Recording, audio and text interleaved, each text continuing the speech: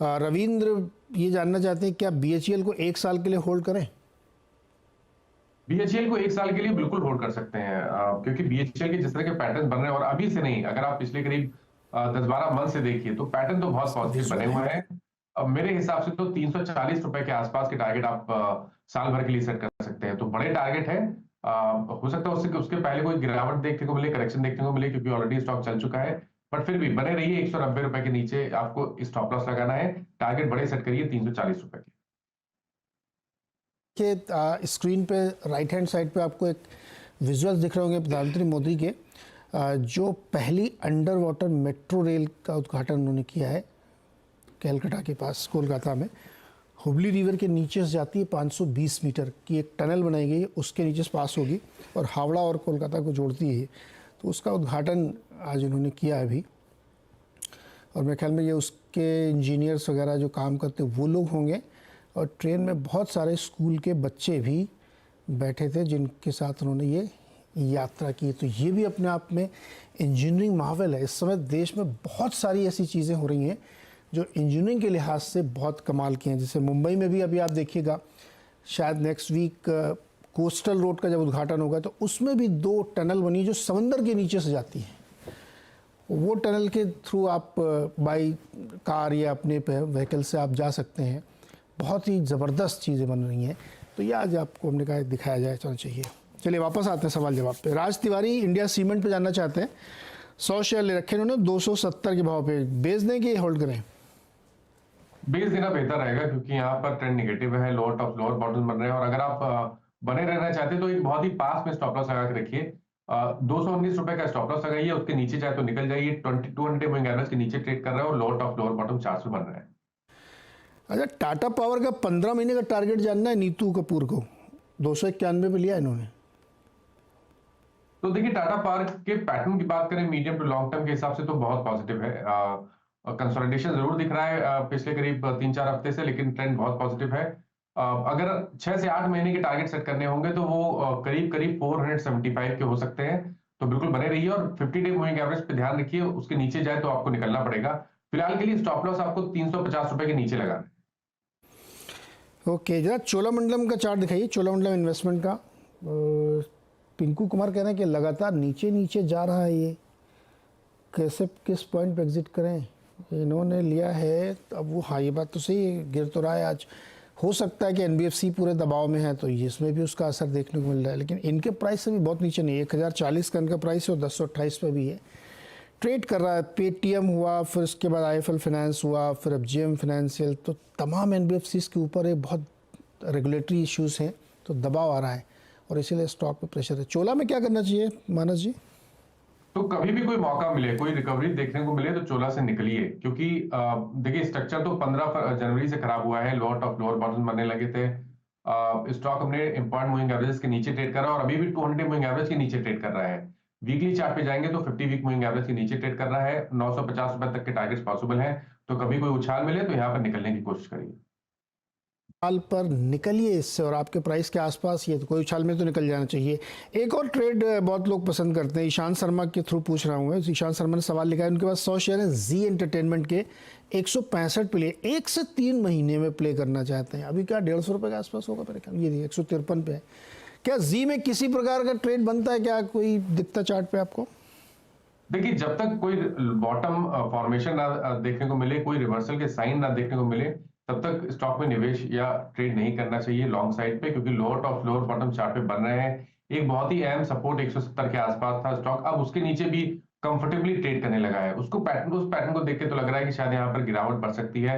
125 130 तक के भाव देखने को मिल सकते हैं। तो अभी कोई मौका नहीं खरीदारी करने का। अगर मौका होगा भी तो 20 डे मूविंग एवरेज के ऊपर होगा, जो इस टाइम के लिए 177 है। हाँ, जो खबरों में बहुत रहते हैं ना शेयर, हर दिन एक खबर आती है, उसमें उस पर थोड़ा सा मुश्किल है। मतलब मुझे नहीं लगता कि कोई भी दुनिया में उसका एनालिसिस कर सकता है कि जिसमें हर दिन एक नई खबर आ जाए।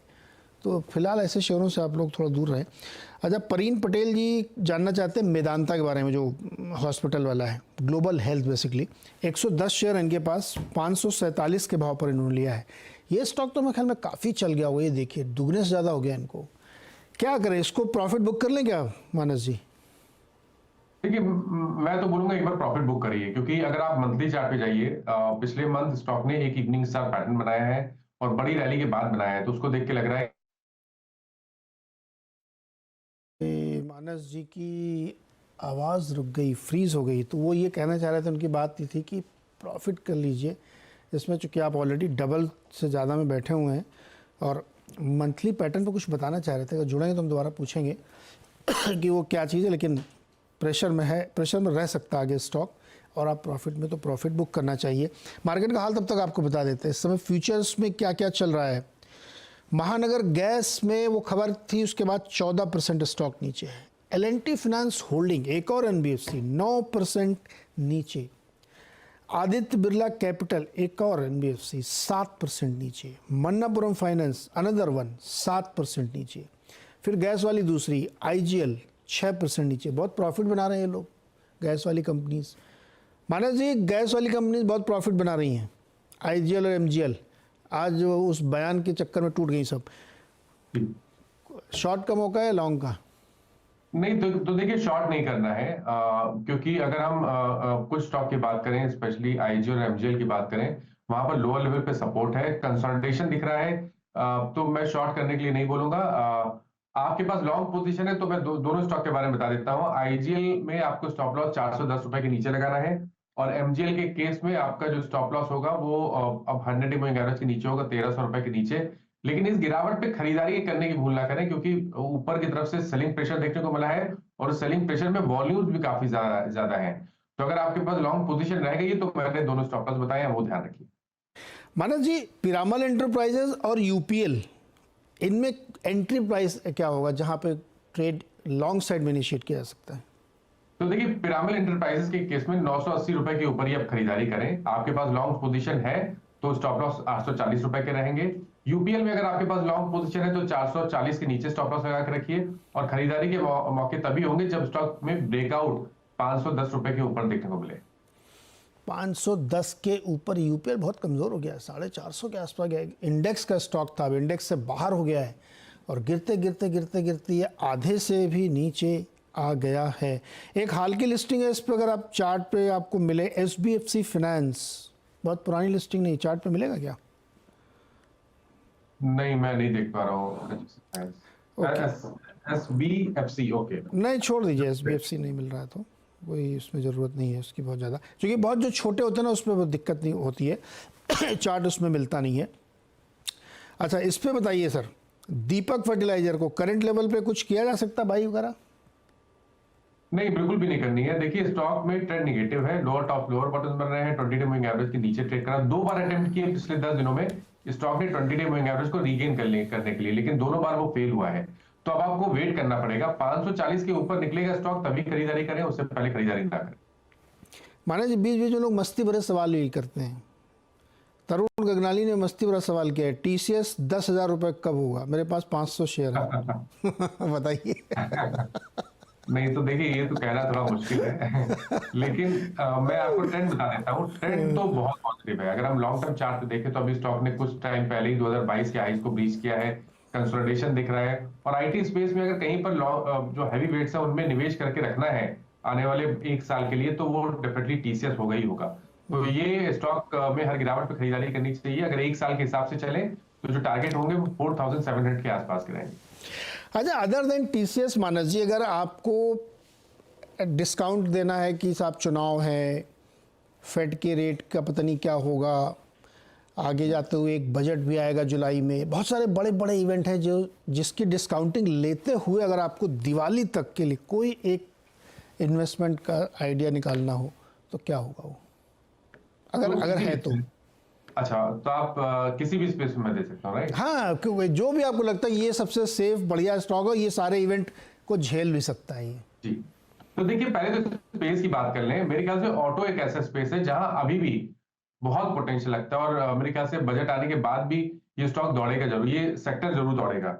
एक स्टॉक इस क्षेत्र में लेना होगा, तो मेरे ख्याल से बजाज ऑटो एक ऐसा स्टॉक होगा जहां पर अभी भी आप खरीदारी कर सकते हैं। अगर स्टॉक 2 व्हीलर स्पेस में होगा तो बजाज ऑटो होगा, और अगर 4 व्हीलर स्पेस में होगा तो वो अब मारुति रहेगा, जहां पर पोटेंशियल बहुत लगता है। तो बजाज ऑटो में अगर हमें 6 से 8 महीने का टाइम फ्रेम के हिसाब से टारगेट सेट करने होंगे, तो मैंने पहले भी अभी थोड़ी देर पहले बताया है 9,700 रुपए तक के टारगेट्स पॉसिबल हैं। और अगर हम मारुति की बात करें और 6 से 8 महीने की बात करें, तो यहाँ पर आपको करीब 12,600 12,700 तक के टारगेट्स देखने को मिल सकते हैं। तो ये दोनों स्टॉक है और ये स्पेस ऐसा है जहां पर शायद बजट के बाद भी आपको मूव देखने को मिल जाएगा ऊपर की साइड। ओके, इसमें मारुति में एक दुविधा दूर करिए। 5 साल का अगर चार्ट देखेंगे तो उसमें ज़्यादा से ज़्यादा 15-20% का रिटर्न है आज की तारीख, जबकि इतना चल गया है। नीचे से देखेंगे तो स्टॉक ने बहुत बढ़िया रिटर्न दिया है। कैसे इसको क्या बेस मान के चलें कि नीचे से चल गया इसलिए घबराना है या नहीं? अभी तो कहाँ 5 साल का एवरेज देखो 15% चला है ये।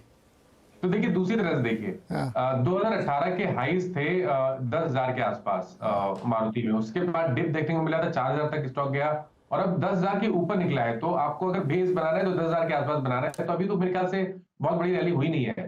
तो स्टॉक में अगर हम पोटेंशियल की बात करें आने वाले 2 साल के लिए, 1.5 से 2 साल के लिए, तो आप उम्मीद कर सकते हैं कि यहाँ पर आपको करीब 2,500-3,000 पॉइंट की रैली भी देखने को मिल जाएगी। तो बहुत पॉजिटिव है चार्ट्स, बिल्कुल यहाँ पर निवेश करना चाहिए, हर गिरावट पे खरीदारी करनी चाहिए। हर गिरावट में खरीदारी करें। लॉन्ग टर्म एवरेज देखेंगे तो अभी 10% ही चला होगा। इसलिए मैंने कहा ये मन में आपके ज़रूर आएगा सवाल, तो ये मैं पहले ही क्लियर कर लेता हूँ। आखिरी सवाल, REC और PFC 2 स्टॉक हैं जिसमें एक रिपोर्ट आई है आज। वो रिपोर्ट बड़ी मज़ेदार है। उनका मानना है कि कामकाज दोनों बढ़िया चल रहा है और पावर सेक्टर में बहुत कुछ हो रहा है, इसलिए फंडामेंटली स्ट्रॉन्ग है, आगे जाते हुए चीज़ें होंगी। लेकिन REC पे उतना बुलिश नहीं है, वो PFC पे ज़्यादा है। आपको चार्ट पे दोनों में कौन सा अच्छा लगता है? हालांकि आज दोनों स्टॉक मजबूत हैं। तो देखिए दोनों एक ही जैसे चलते हैं, मतलब अगर आप पूरी हिस्ट्री देख लीजिए तो दोनों स्टॉक एक जैसे ही परफॉर्म करते हैं। तो यहाँ पे ये चूज करना कि REC बेहतर है या PFC बेहतर है, मुश्किल है, आपकी चॉइस के ऊपर डिपेंड करता है। लेकिन अगर हम दोनों स्टॉक के ट्रेंड की बात करें तो दोनों स्टॉक के ट्रेंड बहुत पॉजिटिव है और मैं भी बहुत बुलिश हूँ। अगर आने वाले 3 से 6 महीने की बात करें तो मेरे ख्याल से REC में आपको 610 तक के भाव देखने को मिल सकते हैं और PFC की बात करें तो यहाँ पर आपको 530 540 तक के भाव देखने को मिल सकते हैं। तो दोनों के ट्रेंड पॉजिटिव है, दोनों स्टॉक में आप निवेश कर सकते हैं, लेकिन 6 से 8 महीने का टाइम फ्रेम रखना पड़ेगा। बता दें कि मनी कंट्रोल पर दिए गए विचार एक्सपर्ट्स के अपने निजी विचार होते हैं। वेबसाइट या मैनेजमेंट इसके लिए उत्तरदायी नहीं है। यूजर्स को मनी कंट्रोल की सलाह है कि कोई भी निवेश निर्णय लेने से पहले सर्टिफाइड एक्सपर्ट की सलाह लें।